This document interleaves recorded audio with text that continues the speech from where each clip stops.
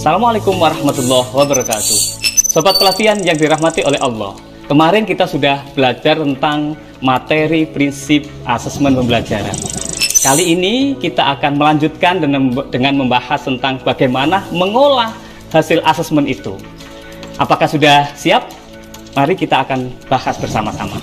Sobat pelatihan yang dirahmati oleh Allah, selanjutnya kita akan bagaimana melakukan pengolahan hasil asesmen. Dalam melakukan pengolahan hasil asesmen ini, ada beberapa hal yang penting untuk diperhatikan. Yang pertama adalah pengolahan hasil asesmen ini bisa dilakukan baik secara kualitatif maupun kuantitatif. Ini yang berbeda dengan kurikulum sebelumnya, bahwa guru diberikan kewenangan opsi untuk bagaimana hasil asesmen itu dilakukan baik secara kuantitatif maupun kualitatif. Artinya ini tidak mudah untuk kemudian guru dengan mengukur dengan angka-angka saja, tapi penting juga di balik angka itu adalah ada deskripsi kemampuan kompetensi yang dikuasai oleh peserta didik, yang ini menjadi penting dibaca oleh baik guru, kepala madrasah maupun terutama orang tua peserta didik. Yang ini nanti tentu bisa menjadi bahan diskusi tentang pencapaian belajar peserta didik. Yang kedua, dalam menggunakan nilai ketika penilaiannya dilakukan secara kuantitatif, ini penting. Tidak kemudian nanti menggunakan dengan angka mutlak guru, tapi disarankan untuk menggunakan interval nilai.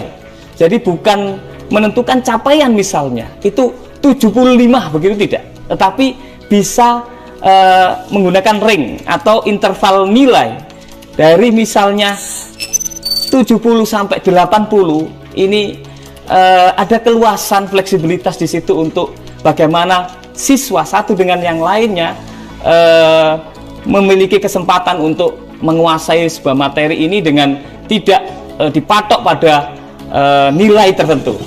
Dan yang ketiga, ini penting dipahami adalah penggunaan pendekatan dalam menentukan penilaian ini, yakni bisa saja dalam melakukan pengolahan laporan ini menggunakan tiga, yakni deskripsi kriteria, menggunakan rubrik, dan juga bisa menggunakan interval nilai. Sobat pelatihan yang dirahmati oleh Allah, bagaimana contoh ketika guru menggunakan deskripsi kriteria? Jadi dalam sebuah tujuan pembelajaran, guru bisa mendeskripsikan tentang sesuai dengan target yang ditentukan pada awal pencapaian seperti apa. Maka guru bisa menggunakan deskripsi kriteria sesuai dengan TP yang sudah ditentukan tadi. Sobat pelatihan yang dirahmati oleh Allah, yang kedua, guru juga bisa menggunakan rubrik penilaian. Rubrik ini ada kriteria yang sudah ditentukan oleh guru sebelumnya, kemudian menggunakan beberapa kriteria yang sudah ditetapkan untuk nanti apakah bisa sebagai bagaimana guru melihat tentang capaian pembelajaran itu melihat pada rubrik yang sudah ditentukan itu, apakah anak sudah menguasai atau belum menguasai, sederhananya seperti itu. Dan yang ketiga, sobat pelatihan yang dirahmati oleh Allah, yang ketiga adalah menggunakan teknik atau cara dengan interval nilai. Ada satu TP tertentu seperti yang tadi dicontohkan, itu guru bisa menggunakan ring atau interval nilai misalnya kemampuan mulai dari 0 sampai 50, kemudian 51 sampai 70, 71 sampai 100, itu siswa tidak dijasifikasi tentang ini mampu atau tidak mampu, tapi secara faktual guru bisa memastikan bahwa kemampuan anak pada materi ini atau pada tujuan pembelajaran ini pada tingkat apa. Nah, ini bisa dilihat di situ. Sobat pelatihan yang dirahmati oleh Allah, ada dua hal dalam pengolahan hasil asesmen. Yang pertama adalah mengolah setiap tujuan pembelajaran, dan yang kedua nanti bagaimana mengolah hasil asesmen pada akhir semester maupun pada akhir tahun. Nah, yang pertama, sobat pelatihan yang dirahmati oleh Allah, bagaimana nanti guru itu mengolah hasil asesmen itu pada setiap TP.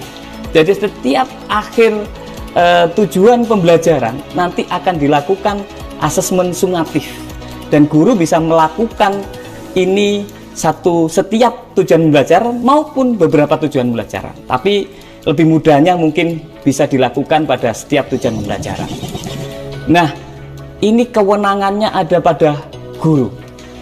Bagaimana setiap selesai pada satu tujuan pembelajaran, guru bisa melakukan pengolahan hasil asesmen atau melakukan asesmen sumatif ini. Nah, nanti kalau misalnya dalam satu semester guru ada mengajarkan 5 TP, maka ada hasil asesmen 5 yang akan diolah oleh guru menjadi laporan selanjutnya nanti. Dan yang kedua, nanti guru akan melakukan pengolahan hasil asesmen ini pada akhir, apakah itu akhir semester maupun akhir tahun pelajaran nanti. Nah, ada dua cara untuk melakukan pengolahan hasil asesmen pada akhir semester maupun akhir tahun.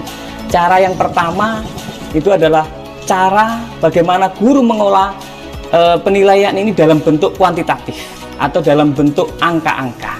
Dan yang kedua, nanti guru bisa melakukan penilaian secara kualitatif atau deskriptif. Cara yang pertama, sobat pelatihan yang dirahmati oleh Allah, ini tergambarkan nanti bahwa setiap dalam satu semester guru bisa menilai setiap TP. Misalnya tadi ada 5 TP, maka nanti di akhir dari seluruh TP ini, seluruh TP yang sudah ditetapkan, guru bisa melakukan asesmen sumatif pada akhir semester atau akhir tahun pelajaran. Nah, ini nanti bentuknya adalah berupa seperti pada umumnya, yakni berupa angka-angka mulai 0 sampai 100. Tetapi yang menjadi catatan penting di sini adalah ketika nanti ada peserta didik yang belum mencapai target pembelajaran yang sudah ditetapkan oleh guru, maka itu ditandai oleh guru untuk nanti sebagai bahan diskusi dengan orang tua ataupun laporan akhir pembelajaran nanti. Tetapi ini menjadi penting untuk guru bahwa bukan berarti siswa yang ketika tidak mencapai target kriteria yang sudah ditetapkan pada awal itu tidak perlu dipaksakan untuk mencapai itu, tapi lanjut saja untuk setiap TP pindah ke TP yang lainnya, bisa secara faktual guru menyampaikan hasil penilaian apa adanya, termasuk nanti ketika semester 1 pindah ke semester 2. Jadi ada beberapa TP yang belum tercapai, maka dikelola atau disampaikan apa adanya. Sobat pelatihan yang dirahmati oleh Allah, cara yang kedua adalah ini yang tidak terbiasa dilakukan oleh guru saat ini, yakni bagaimana guru melakukan pengolahan hasil asesmen itu dalam bentuk kualitatif atau narasi atau deskripsi. Ini di kurikulum Merdeka diberikan kewenangan guru untuk melakukan penilaian dalam bentuk deskripsi. Jadi nanti tergambarkan beberapa TP dalam satu semester itu, guru tinggal memberikan tidak ada justifikasi untuk mampu atau tidak mampu untuk anak didik ini, tetapi sejatinya ini untuk memberikan informasi apa adanya terkait dengan capaian pembelajaran yang dilakukan oleh peserta didik maupun bersama guru. Yakni guru bisa mendeskripsikan setiap capaian pembelajaran yang dilakukan oleh peserta didik dengan cara mendeskripsikan, dan cara mendeskripsikannya ini ada beberapa teknik.